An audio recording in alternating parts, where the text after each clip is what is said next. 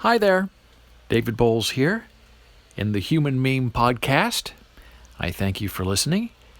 I appreciate your company. Today we're going to have a discussion about perseverance in longevity. And what does that mean? How do we survive from day to day while still staying on task and on target? We may believe something or believe in something that nobody else sees but us. And that's okay. We're following a pathway. It may be a lonesome pathway, it may be dark, but it's something that we know is there, and it's undiscovered, and we're going to find out where it leads us. And sometimes that process can take a long time. Others may become impatient, but when you know what you're doing is right, it's perseverance that will get you through. Patience in yourself and belief that what you are doing is right and proper. We make every moment count. We do not worry about what others think of us. We do not worry if we are alone on this path. We have sustainability in this longevity. A fool's parody we are not. We are being contemplative. Longevity is vital. Longevity and perseverance is a very powerful human meme that you can explore and own in your own way. So, perseverance in purpose. I'm reminded of a rather wonderful quote that I memorized in high school, used it as my speech during the graduation of my high school class. And it comes to me in dark moments, rarely in light moments, and I still remember it word for word to this day. Success is not a harbor, but a voyage, with its own perils to the spirit. The game of life is to win, to come up a success, to achieve what we set out to do, yet there is always the danger of failing as a human being. And the lesson that most of us on this voyage cannot remember, but cannot quite forget, is that sometimes to win is to lose. Now, when you think about a quote like that for 40 years of your life, it becomes very rich and deep and meaningful. And when I share it with people and they ask me who said it, I'm always reluctant because it kind of shades my intention of what it means to me. But for the person who said it, it has a lot of value and meaning to him. And that person was Richard Milhous Nixon, the disgraced President of the United States. And that reveals a lot about his character. He was very certain in his future and his destiny. I'm sure he didn't see the end coming the way it did, but he never gave up on becoming president. He always believed that what he was doing was the right thing. And there can be danger in that. When you believe you're doing the right thing and it turns out to hurt other people, you're in trouble, and that is a correction that will be given to you by the hive mind of the social meme. I'm also reminded of Olympic diver Greg Louganis. He's become a gay cultural icon, very powerful, very beautiful man, smart. And I remember him telling an interesting story about his diving career. Because someone was asking him, how are you so successful? You win all these medals, yet you seem incomplete, you seem hurt, you seem disconnected. And Greg told the story that every single dive he made in his lifetime, in competition, in private, in practice, every time he leapt from the board, in his mind, he was saying and thinking, "This is for the love of my Father. Father, will you please love me?" And it was that drive to win his Father's love that made him a perfect diver. But also a very lonesome and sad human being. But to have a career like that, for as long as he had his career, Greg Louganis persevered. He won the long run. It may have been slightly needy, perhaps a little negative, but it kept him on track. It helped him win awards, and I'm sure in the end, he hoped to win the love of his father. Also, when we talk about longevity and perseverance, we cannot have a discussion without a brief conversation about the genius Malcolm Gladwell and his wonderful book and writing about people and memes and how we learn and why we learn and how we relate to each other. And Malcolm has said it takes about 10,000 hours of practice to become a master of something, anything.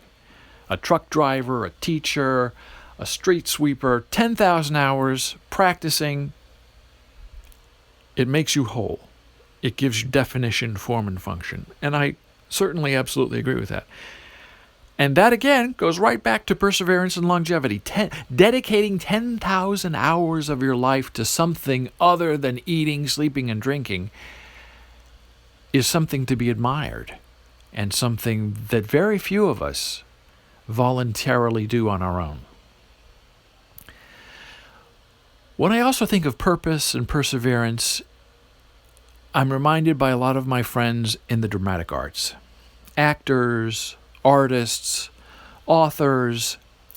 They are all A words with D-list meaning. I know it sounds terrible, and I'm in that group, so I'm talking about myself as well. They are all broken and shattered people. Broadway director and wonderful guy, Mike Nichols. Now, if you don't know Mike Nichols, you really should.